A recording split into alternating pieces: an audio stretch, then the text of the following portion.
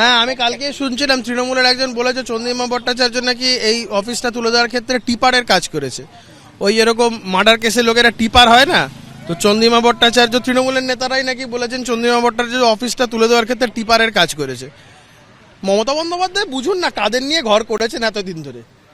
একটা রাজনৈতিক দল শুধুমাত্র রোজগার করার যাদের উদ্দেশ্য ছিল, শুধুমাত্র পয়সা কামাবো, কোনো নীতি নেই, কোনো নৈতিকতা নেই, যেখান থেকে যত আবর্জনা যত জঞ্জাল সমস্ত নিয়ে একটা দল চালিয়েছে। আমি বলছি রাজনৈতিক বিজ্ঞানের মানে পলিটিক্যাল সায়েন্সের ইতিহাসে তৃণমূল কংগ্রেস একটা আলাদা চ্যাপ্টার হয়ে থাকবে।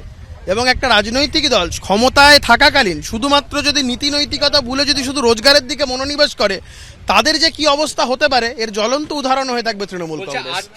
চন্দ্রিমা ভট্টাচার্য তিনি বলছেন যখন আনুগত্য নিয়ে প্রশ্ন উঠে যায়, বিশ্বাসযোগ্যতা নিয়ে প্রশ্ন উঠে যায়, তখন ফেরার কোনো প্রশ্নই নেই। এবং তিনি আরো বলছেন যে তার ছেলে সৌরভ বসু নভোটেলে বৈঠক করার পর ছেলের সঙ্গে এই বিষয়ে তার কোনো কথা হয়নি। কি বলেছেন চন্দ্রিমা ভট্টাচার্য শুনুন। দেখুন, যার যার সিদ্ধান্ত সেই সিদ্ধান্ত সে নিজে নেবে। আমার ছেলের বয়স 47 বছর, তার সিদ্ধান্ত নেওয়ার নিশ্চয়ই ক্ষমতা আছে। তবে এটা কেউ বিশ্বাস করবে কিনা জানি না। আমার ছেলেকেও জিজ্ঞেস করবেন, যবে থেকে গেছে নভোটেলে আমি কিন্তু এই পলিটিক্যাল কথা নিয়ে ওর সঙ্গে কোনোদিন বাড়িতে কখনো কথা বলিনি। এমনকি ওর অফিসে আমি যেতাম, সেই অফিসে যাওয়াটাও আমি বন্ধ করেছি। আমি সোজা ভবন থেকে বাড়ি চলে আসতাম। সেটা কেউ বিশ্বাস করতে পারেন, কেউ না বিশ্বাস করতে পারেন, আমি নিজের মনের কাছে পরিষ্কার। হ্যাঁ, আমি কালকে শুনছিলাম তৃণমূলের একজন বলেছে চন্দ্রিমা ভট্টাচার্য নাকি এই অফিসটা তুলে দেওয়ার ক্ষেত্রে টিপারের কাজ করেছে। ওই এরকম মার্ডার কেসে লোকেরা টিপার হয় না, তো চন্দ্রিমা ভট্টাচার্য তৃণমূলের নেতারাই নাকি বলেছেন চন্দ্রিমা ভট্টাচার্য অফিসটা তুলে দেওয়ার ক্ষেত্রে টিপারের কাজ করেছে। মমতা বন্দ্যোপাধ্যায় বুঝুন না কাদের নিয়ে ঘর করেছেন এতদিন ধরে। একটা রাজনৈতিক দল শুধুমাত্র রোজগার করার যাদের উদ্দেশ্য ছিল, শুধুমাত্র পয়সা কামাবো, কোনো নীতি নেই, কোনো নৈতিকতা নেই, যেখান থেকে যত আবর্জনা যত জঞ্জাল সমস্ত নিয়ে একটা দল চালিয়েছে। আমি বলছি রাজনৈতিক বিজ্ঞানের মানে পলিটিক্যাল সায়েন্সের ইতিহাসে তৃণমূল কংগ্রেস একটা আলাদা চ্যাপ্টার হয়ে থাকবে। এবং একটা রাজনৈতিক দল ক্ষমতায় থাকাকালীন শুধুমাত্র যদি নীতি নৈতিকতা ভুলে যদি শুধু রোজগারের দিকে মনোনিবেশ করে, তাদের যে কি অবস্থা হতে পারে এর জ্বলন্ত উদাহরণ হয়ে থাকবে তৃণমূল কংগ্রেস। দীর্ঘদিনের সাথী ছিলেন এবং দীর্ঘতম ওনার মন্ত্রিত্বের তালিকাটাও দীর্ঘতম ছিল, তখন অভিমান হয়নি।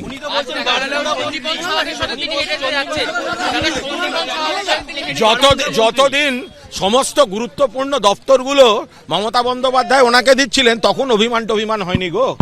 মাত্র 1 মাস আগেই চন্দ্রিমা ভট্টাচার্যকে রাজ্য সভানেত্রীর দায়িত্ব দেওয়া হয়েছিল, আর 1 মাসের মধ্যে সেই রাজ্য সভানেত্রী পদ তো ছাড়লেনই, অন্যান্য সমস্ত পদ থেকেও ইস্তফা দিলেন চন্দ্রিমা ভট্টাচার্য। এই চন্দ্রিমা ভট্টাচার্য তৃণমূল সরকারের জমানায় একাধিক গুরুত্বপূর্ণ মন্ত্রকের দায়িত্ব সামলেছেন। অর্থমন্ত্রী হিসেবে দীর্ঘদিন দায়িত্বে ছিলেন, স্বাস্থ্য প্রতিমন্ত্রীর দায়িত্ব সামলেছেন। সেই চন্দ্রিমা ভট্টাচার্য তৃণমূলের সমস্ত পদ থেকে ইস্তফা দিয়ে বললেন, আমার আনুগত্য প্রশ্নের মুখে, বিশ্বাসযোগ্যতা যখন প্রশ্নের মুখে পড়ে তখন ফেরার প্রশ্ন নেই।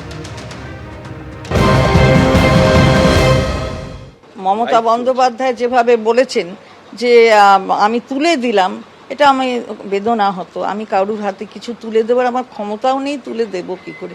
যাই হোক, আমার আনুগত্য যখন প্রশ্নচিহ্নের মুখে, তখন আমার মনে হয় যে আমারই ব্যর্থতা সেটা। আমি কারোর বিরুদ্ধে কোনো অভিযোগ আমার নেই। চিঠি কি পাঠিয়ে দিয়েছেন? হ্যাঁ, পাঠিয়ে দিয়েছি। হ্যাঁ, দিদি কোনো ফোন এসছে? না, এখনো অবধি কিছু আসে। এখান থেকে আমি আমার সময় মতো বেরিয়ে, আমার ঘরেতে কেউ আসেনি তো, কোনো বিধায়ক আমার সাথে কথা বলতে আসেননি। আমি প্রতিদিন যে সময়ে থাকি, কালকেও সেই সময়ে ছিলাম, ততটা সময়ই ছিলাম। প্রশ্নটা হয়েছে যে আমাকে মাননীয় নেত্রী বললেন যে আমি ওদের হাতে ভবনটা তুলে দিয়েছি। তা আমি কি করে ভবনটা তুললাম? মানে আমার দুঃখ লেগেছে। আমি কোনো কথা নিয়ে কারুর বিরুদ্ধে আমার কোনো অভিযোগ নেই, আমি কাউকে কোনো দায়ী এসব করার ব্যাপার নেই। আমি নিজে, আপনি মনে করছেন আপনার অভিমানে?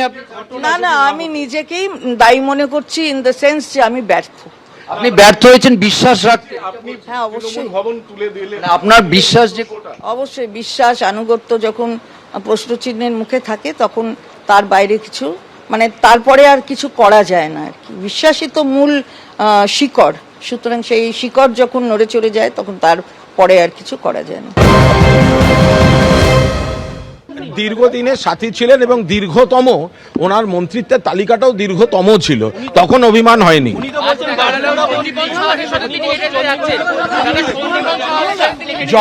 যতদিন সমস্ত গুরুত্বপূর্ণ দপ্তরগুলো মমতা বন্দ্যোপাধ্যায় ওনাকে দিচ্ছিলেন তখন অভিমান হয়নি গো। চন্দ্রিমা ভট্টাচার্য, যিনি আজকে সমস্ত পদ থেকে, দলের সমস্ত পদ থেকে তিনি আজকে ইস্তফা দিয়েছেন। 1 মাস আগে তাকে দলের রাজ্য সভানেত্রী করা হয়েছিল, সেই পদ থেকেও ইস্তফা দিয়েছেন তিনি। এবং ইস্তফা দেওয়ার পর তিনি যেটা বলছেন যে আনুগত্য নিয়ে যখন প্রশ্ন উঠে যায় তখন ফেরার প্রশ্নই নেই। তৃণমূলে আছেন কিনা সেটা প্রশ্ন করেননি চন্দ্রিমা ভট্টাচার্য, বিষয়টি বিচারাধীন, অনেক জটিলতা আছে মন্তব্য করেছেন চন্দ্রিমা ভট্টাচার্য। অনেক কিছু নির্বাচন কমিশনের বিচারাধীন আছে। আমার আনুগত্য প্রশ্নের মুখে বলে মনে হয়েছে আমি ব্যর্থ। নেত্রী ফোন করে বললেন আমি নাকি ওদের হাতে ভবন তুলে দিয়েছি। কার কি হবে না হবে, কে প্রতীক পাবে, সেসব বিচারাধীন।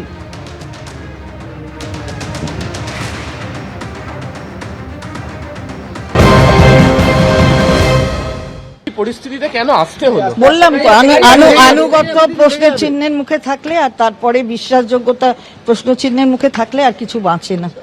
আপনি কি অন্য কোনো সিদ্ধান্ত নেবেন, মানে অন্য কোনো শিবির বা শিবিরে? কালের যাত্রায় সবাইকে পা মেলাতে হয়, আমাকেও মেলাতে হবে, আপনি দেখুন। চন্দ্রিমা ভট্টাচার্য তিনি বলছেন যে আনুগত্য যখন প্রশ্নের মুখে, এই অবস্থায় দলে থাকার কোনো মানেই হয় না।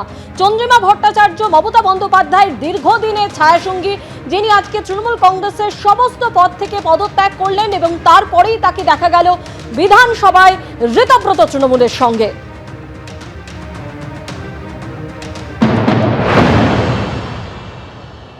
ওনার এই সিদ্ধান্তকে স্বাগত জানাই। যেই দমবন্ধ পরিবেশ কালীঘাটে চলছে সেখানে বেশি দিন কেউ থাকতে পারবে না। চন্দ্রিমাদির মুখেই শুনলাম যে তার আনুগত্য নিয়ে নাকি প্রশ্ন তুলেছেন মমতা বন্দ্যোপাধ্যায়। আজকে যারা তার সাথে দীর্ঘদিন থেকেছে, উনি যেই ধারায় দলটাকে চালাবার চেষ্টা করেছেন যে তিনি যেটা বলবেন সেটাই প্রথম, সেটাই শেষ।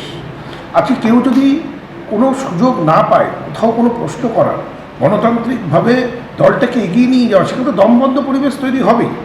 এবং তিনি সেই দমবন্ধ পরিবেশের মধ্যেও মমতাদির সাথে থেকে গেছিলেন বেশ কিছুদিন, কিন্তু তার আনুগত্য নিয়ে আজকে প্রশ্ন। সেটা হয়তো কোথাও গিয়ে তার বিবেকে লেগেছে। তিনি মনে করেছেন যে আমাদের এখানে অনেক বেশি গণতান্ত্রিক পদ্ধতিতে আমরা দলটাকে চালাতে চাইছি, এগিয়ে নিয়ে যেতে চাইছি। সেই কারণেই তার এই সিদ্ধান্ত আমার মনে হয়।